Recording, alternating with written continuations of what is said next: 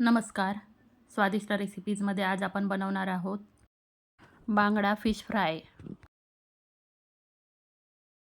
ही कोकणातील अतिशय लोकप्रिय असलेली वरून कुरकुरीत आणि आतून मऊ अशी बांगडा माशाची चवदार डिश आहे. अशा पद्धतीने जर बांगडा फ्राय केला तर तो अतिशय चविष्ट लागतो. यासाठी लागणारं साहित्य आणि कृती आता आपण बघूया. इथे मी 4 एकदम ताजे बांगडे घेतलेले आहेत. हे बांगडे मी साफ करून आणि स्वच्छ धुवून घेतलेले आहेत. आता याच्यामध्ये चवीनुसार तिखट मसाला, थोडीशी हळद आणि चवीनुसार मीठ घालायचं आहे. आणि आता याच्यामध्ये एक मोठा चमचा आलं, लसूण, मिरची आणि कोथिंबिरीची पेस्ट घालायची आहे. इथे मी एका पेल्यामध्ये 4 ते 5 कोकमं थोडं पाणी घालून भिजत घातलेली होती. आता त्याच्यातला रस काढून घ्यायचा आहे. हा कोकमाचा रस आता या माशांमध्ये घालायचा आहे. कोकमाऐवजी चिंचेचा कोळ किंवा लिंबाचा रससुद्धा तुम्ही इथे वापरू शकता. आता हे सगळे मसाले या माशांना व्यवस्थित लावून घ्यायचे आहेत.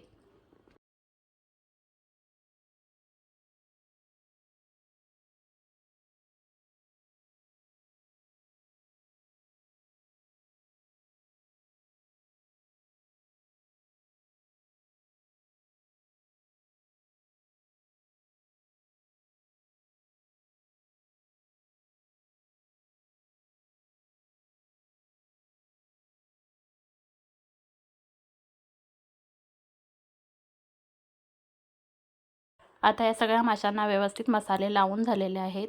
आता हे मासे 10 ते 15 मिनिटांसाठी मॅरिनेट होण्यासाठी ठेवून द्यायचे आहेत. आता इथे एका प्लेटमध्ये मी जाडा रवा घेतलेला आहे.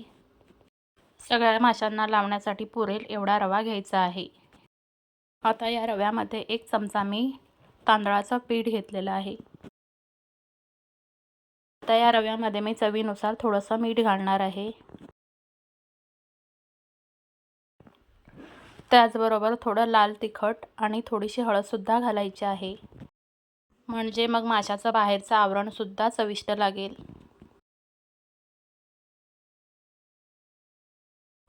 आता हे सगळं कोरडंच व्यवस्थित मिक्स करून घ्यायचं आहे.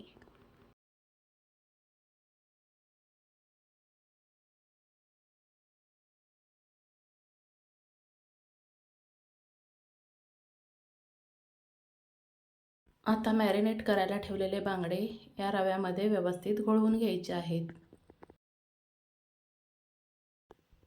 अशा प्रकारे रवा सर्व बाजूनी या बांगड्यांना व्यवस्थित लावून घ्यायचा आहे.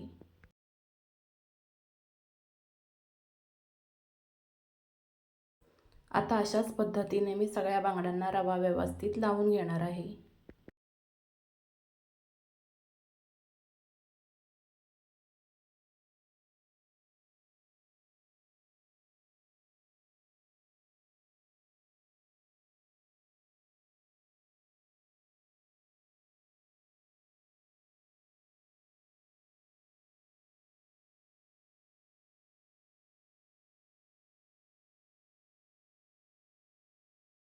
आता सगळ्या बांगड्यांना रवा व्यवस्थित लावून झालेला आहे. आता ते आपण फ्राय करायला घेऊया. इथे गॅसवरती तवा तापायला ठेवलेला आहे.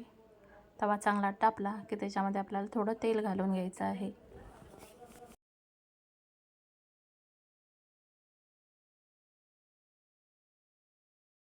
आता हे तेल आपल्याला व्यवस्थित गरम होऊ द्यायचं आहे. आता तेल व्यवस्थित गरम झालेलं आहे. आता आपल्याला बांगडे फ्राय करण्यासाठी या तव्यामध्ये ठेवून द्यायचे आहेत. हे बांगडे फ्राय करत असताना आपल्याला तेल मध्यम गरम करून घ्यायचं आहे. अगदी जास्त गरम केलं तर बांगडे वरून करपतील आणि आतून कच्चे राहतील. आणि जर तेल व्यवस्थित गरम झालं नसेल तर मग बांगड्यांना लावलेला रवा तेलामध्ये विरघळतो. आता हे बांगडे आपल्याला एका बाजूने व्यवस्थित फ्राय करून घ्यायचे आहेत. एका बाजूने फ्राय झाल्यानंतरच हे बांगडे आपल्याला दुसऱ्या बाजूने पलटून घ्यायचे आहेत. मध्यम गॅसवरती हे बांगडे आपल्याला व्यवस्थित फ्राय करून घ्यायचे आहेत. आता एका बाजूने बांगडे व्यवस्थित फ्राय झालेले आहेत. आता ते मी दुसऱ्या बाजूने सुद्धा व्यवस्थित फ्राय करून घेणार आहे. आता दुसऱ्या बाजूने सुद्धा बांगडे व्यवस्थित फ्राय झालेले आहेत. आता मी याच्यावरती झाकण ठेवणार आहे आणि मिनिटभर मंद गॅसवर हे बांगडे मी व्यवस्थित भाजून घेणार आहे. म्हणजे हे बांगडे व्यवस्थित भाजले जातील, अजिबात कच्चे राहणार नाहीत. आता आपण झाकण काढून बघूया. आता आपले बांगडे व्यवस्थित फ्राय झालेले आहेत. आता ते आपण काढून घेऊया.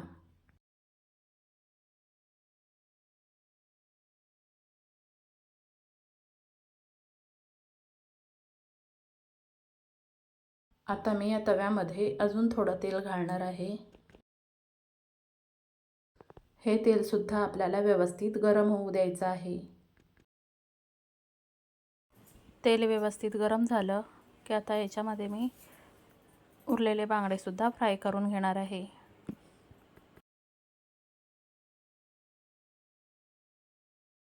आता हे बांगडे सुद्धा आपल्याला दोन्ही बाजूनी व्यवस्थित फ्राय करून घ्यायचे आहेत.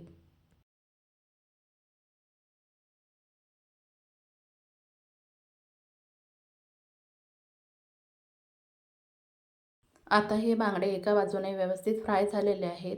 आता ते मी दुसऱ्या बाजूने पलटून घेणार आहे.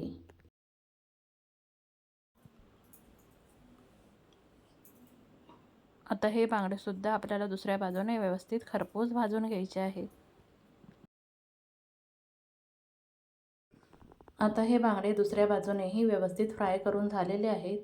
आता याच्यावरती झाकण ठेवायचं आहे आणि मंद गॅसवर मिनिटभर व्यवस्थित भाजू द्यायचे आहेत.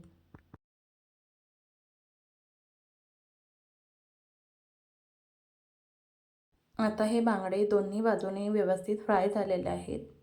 आता ते आपण काढून घेऊया.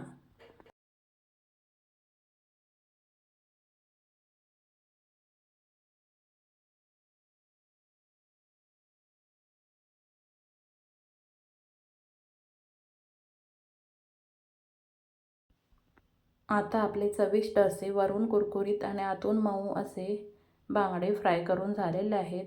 हे बांगडे चवीला अतिशय उत्तम लागतात. हे फ्राय करून घेतलेले बांगडे भाजी आमटीसोबत अतिशय चविष्ट लागतात. या पद्धतीने बांगडा फ्राय तुम्ही एकदा नक्की करून बघा. आणि रेसिपी जर आवडली तर व्हिडिओला लाईक आणि चॅनलला सबस्क्राईब करायला विसरू नका.